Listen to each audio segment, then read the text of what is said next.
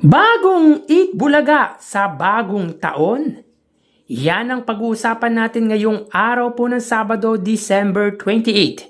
Pero bago natin talakayin yan mga kaparokya ay humihiling ako na pakisubscribe ang aking YouTube channel, pakiclick ang bell icon para una kayong manotify sa mga bagong video na ilalabas ko at pakidami nyo na din na i-follow ang aking Facebook page na Mega TV at ang aking TikTok account Nakaparokya TV. Maraming salamat! So yun nga mga kaparokya, mukhang magbabagong bihis ang Eat Bulaga sa bagong taon. Bakit kanyo mga kaparokya?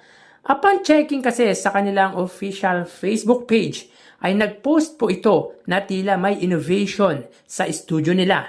Tila palalaki nito pero same venue sa Reliance.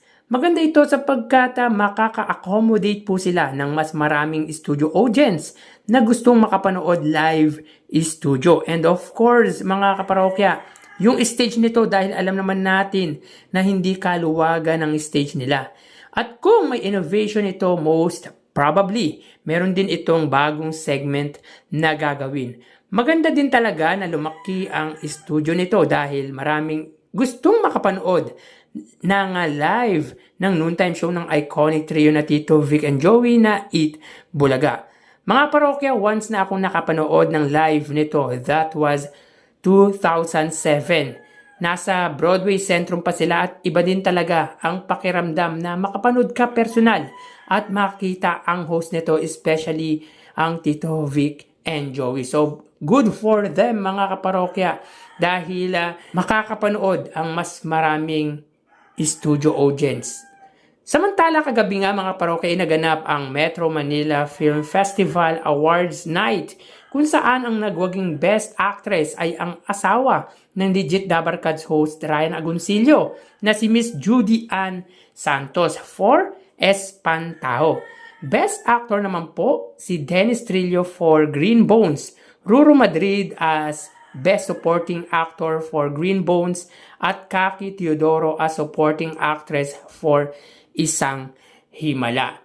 So maraming tataka mga kaparokya, dapat daw si Bossing Vic Soto po ang nagwaging Best Actor. Pero mga parokya, wala po sa nominado si Bossing Vic Soto, kundi si Piolo Pascual. And hindi naman na po hinahabol ni Bossing Vic Soto ang mga ganyang parangal dahil marami na pong achievements si Bossing Vic Soto. Ang importante lang mga kaparokya ay nakapagbigay po siya ng magandang palabas or movie. Pero syempre mga kaparokya, since our content po mga kaparokya is about Eat Bulaga and It's Showtime, focus po tayo sa mga host nito na may entry sa MMFF 2024 or Metro Manila Film Festival 2024. Sa It's Showtime po mga kaparokya, si Vice Ganda ay nagwagi as Special Jury Citation. At ang And the Breadwinner Is ay nagwagi bilang Gender Sensitivity Award. Sa panig naman po ng movie ng Eat Bulaga host Bossing Vic Soto, nagwagi ang The Kingdom as Second Best Picture.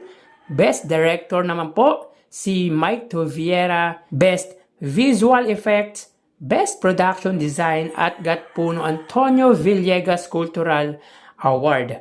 So, ang The Kingdom ni Piolo Pascual at Bossing Vic Soto ay 5 po ang napagwagian at 2 naman po sa It's Showtime main host Vice Ganda na And the Breadwinner Is. And the good thing here is mga kaparokya, number 1 naman po sa Takilya ang pelikula ni Vice Ganda at number 2 naman po ang kay Bossing Vic Soto. Well, tulad ng sinabi ko mga kaparokya, hindi na po katakataka or wag na po tayong magtaka na mag-numero 1 ang And the Breadwinner Is sapagkat ang layo din naman po talaga ng pagitan ng dami ng sinihang mapapanood ang pelikula ni Vice Ganda kesa sa mga ibang entry ng Metro Manila Film Festival. Ang Isang Himala nga ni Hazel Santos ay nabawasan pa. So malungkot po yun para kay Hazel Santos or sa Isang Himala dahil instead na madagdagan po ay nabawasan pa po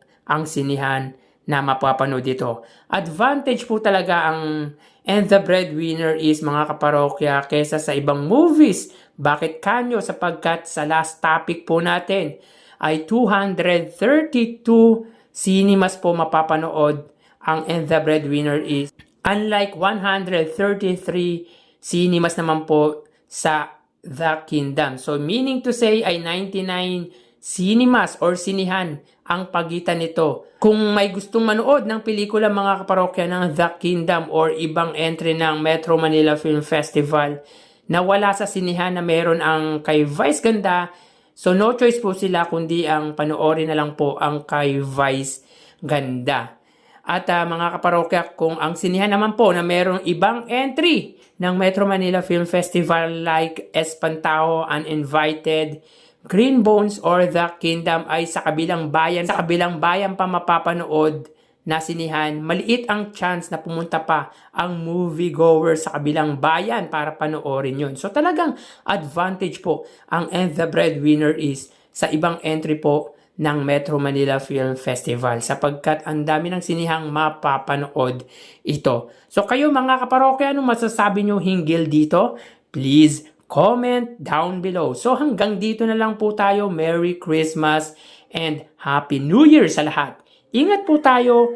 Thank you and God bless.